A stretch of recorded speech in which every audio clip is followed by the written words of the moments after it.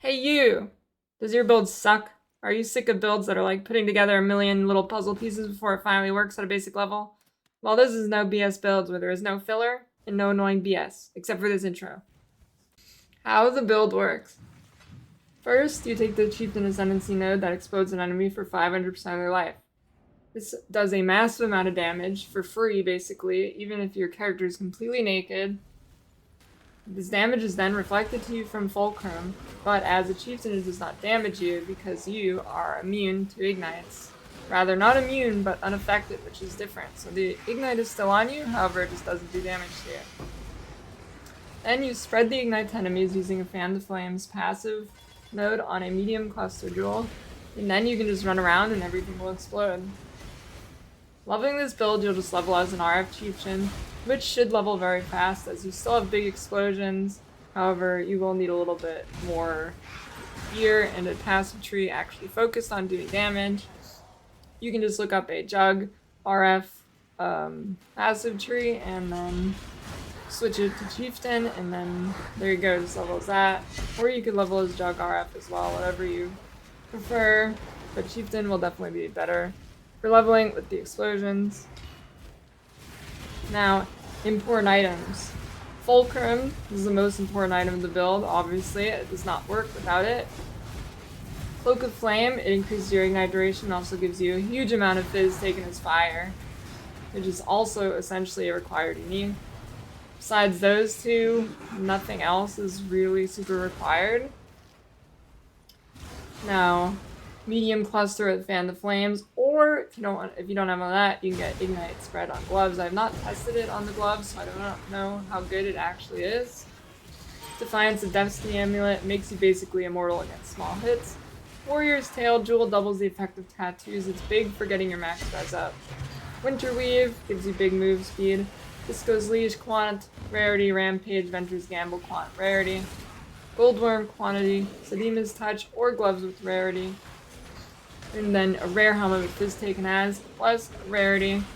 Recommended tattoos for this build are Namahu Warmonger, Pillager, Namahu Makanga, Dove, Tuatara, and Ogre.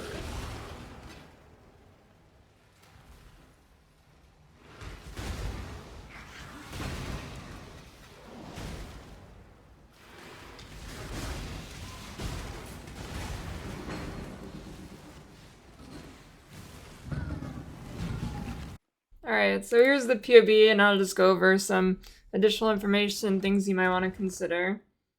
So first, kill all bandits. Pantheons are Lunaris and Ralakash.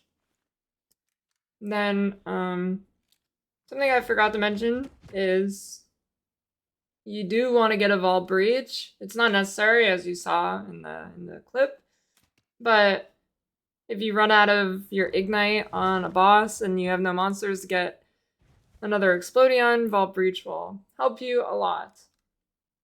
You might want to consider supplementing your single target with Fire Trap. Personally, I did not think that it was good enough to do, so I just dropped it. And it's kind of hard to find sockets for it anyways. Additional potential uniques you might want to use is a Watcher's Eye with fizz taken as fire from Purity of Fire, or a Death's Rush Ring. Obviously, if you have a Headhunter or a Mage Blood, that is an auto included in this build over Disco's Leash, but yeah, I think that goes without saying. And I think that is about it. The build does get better the more juiced your map is, so if the build feels lackluster, you probably didn't juice your map enough, and just Alkin going maps, it doesn't feel very good because your Ignite uptime might even drop because there isn't enough monsters to sustain it. So you definitely want to make sure you're doing at least semi-juiced maps. You're using Scarabs, you're using Sextons, big pack size. You can do pretty much whatever Atlas strategy you want with this. I was doing Harvest and Beyond with Wandering Path. Basically just click all of the nodes for those things, and that's my Atlas tree. Just click like every beyond node, click every harvest node. Obviously not the notables because you're going wandering path. But yeah, that's the build.